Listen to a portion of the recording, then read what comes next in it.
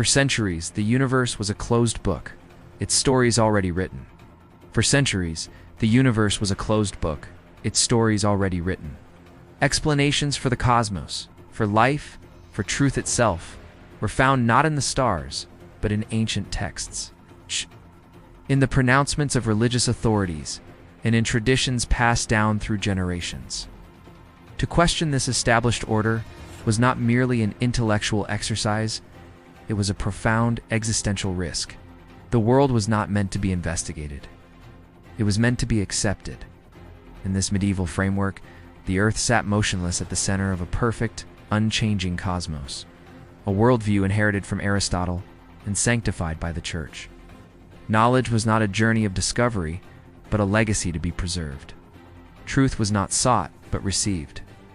And the final arbiter of that truth was an authority that claimed its power from God Himself.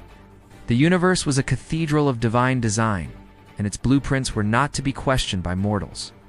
But at the dawn of the 17th century, a subtle yet seismic shift began to rumble across Europe. The Renaissance had reawakened a dormant spirit of critical inquiry, dusting off ancient Greek ideas that celebrated human reason. A new kind of thinking was taking hold. For the first time in a millennium, nature was no longer just a backdrop for human drama. It became an object of direct, intense scrutiny. The world, it turned out, could be questioned not through dogma, but through observation, through calculation, and through bold experimentation. Mathematics, once a tool for merchants and architects, was being hailed as the very language of the universe. This was a quiet revolution, a silent rupture with the past, happening in the minds of a few scattered thinkers. It was the birth of the scientific method, an idea so powerful it would soon place humanity on a collision course with its most sacred beliefs. Into this changing world stepped Galileo Galilei. He was a brilliant mathematician and inventor from Pisa, but his true genius lay in his audacity. Galileo did not invent the telescope. He did something far more revolutionary, far more dangerous. He pointed it at the sky and dared to believe what he saw. Through his improved lenses, the heavens revealed a reality that shattered ancient perfection. He saw that the moon was not a smooth, ethereal orb, but a rugged world scarred by mountains and craters, just like Earth. He discovered that Jupiter was orbited by its own family of moons, a miniature solar system that proved not everything revolved around our planet. He observed the phases of Venus, a celestial dance that could only be explained if Venus and the Earth both circled the sun. Each observation was a nail in the coffin of the old cosmology. This was not philosophy, it was evidence. The imperfect dynamic sky he witnessed was a scientific heresy, a direct empirical confirmation of the heliocentric model proposed by Copernicus decades earlier. The implications were staggering, and the problem was no longer just astronomical. If Galileo was right, then centuries of theological interpretation, the very foundation of the world's structure, were wrong. If the Earth was not the center of creation, what did that mean for humanity's special place in the cosmos? The conflict was not merely about planets and orbits. It was about the source of truth. Was truth revealed through scripture and authority, or was it discovered through observation and reason?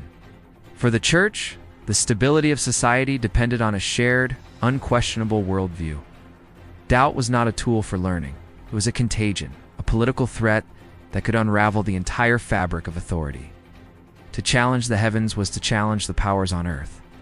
Knowledge, when it escaped its prescribed limits, became a revolutionary force. To contain this threat, the Church wielded its most formidable weapon, the Holy Inquisition. This was not simply a religious court, it was a sophisticated system of intellectual surveillance, an ideological apparatus designed to police the boundaries of thought. Its primary goal was not to debate ideas, but to crush them, to prevent them from ever circulating. The methods were chillingly effective: a network of informants, secret trials, and the ever-present threat of torture. This same mechanism of fear was being used across Europe to persecute not just astronomers, but anyone who strayed from orthodoxy: thinkers, healers, and so-called witches. The intellectual climate of the witch hunts and the trial of Galileo stemmed from the same root: a deep-seated fear of independent knowledge and a desire to maintain stability through absolute control. Fear was the ultimate instrument of order. In 1633, the aging Galileo was summoned to Rome to stand trial before the Inquisition. He was a giant of intellect, but here, in this chamber of power, his evidence meant nothing. He was not confronted with scientific counter-arguments or astronomical data.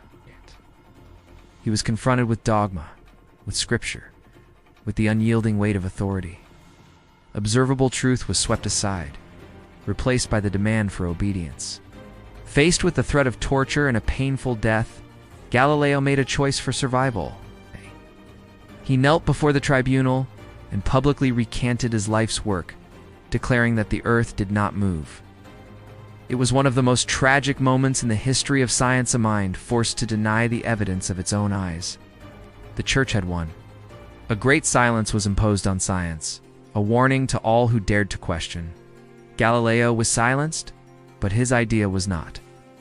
The trial, intended to extinguish the flame of reason, instead fanned it into a blaze.